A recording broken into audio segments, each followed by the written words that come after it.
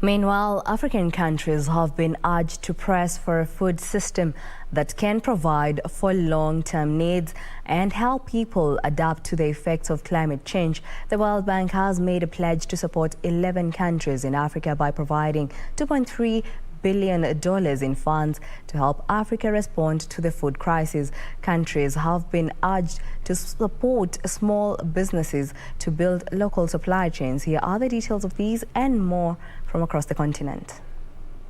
As the food crisis continues to deepen amid the surging inflation and the ongoing Russian-Ukraine war, African countries have been advised to devise systems that will promote food security. Inefficient markets and limited access to finance and services often lead to waste and loss, but support for small businesses can build local supply chains. Food security has been high on the agenda at global gatherings. Higher food prices combined with lower real incomes and production and less predictable harvests are jeopardizing local food systems.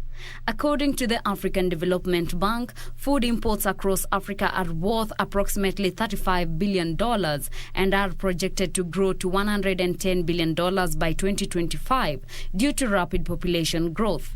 Ensuring a sustainable supply of food hinges on reducing this reliance on imports and increasing the efficiency of local markets in Africa. Meanwhile, Zimbabwe is poised to begin drilling oil next month following the arrival of the first batch of drilling equipment in the country.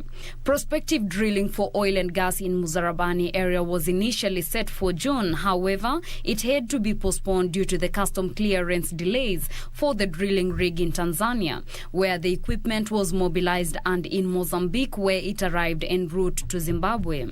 Australia firm Invictus Energy, which is exploring oil and gas in Muzarabani, reported that results of the recently conducted seismic survey revealed more potential of oil and gas than had been previously expected. The site was completed last week and handed over to the civil contractors, while the remaining 110 loads will arrive at the real site over the next few weeks, and it would be constructed ahead of the drilling.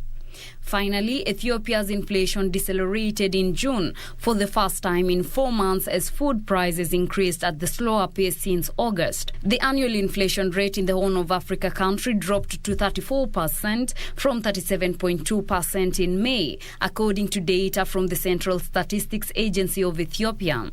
Food price growth slowed to 38.1% from 43.9%, while non-food inflation was little changed at 28.4%.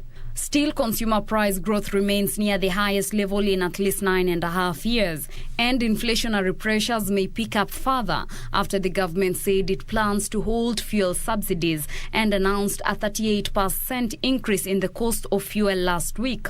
The inflation rate has almost doubled since the fighting first erupted in the northern Tigray region in November 2020 and prolonged drought hit farming output. Reporting for Lunchtime News, I am Teresa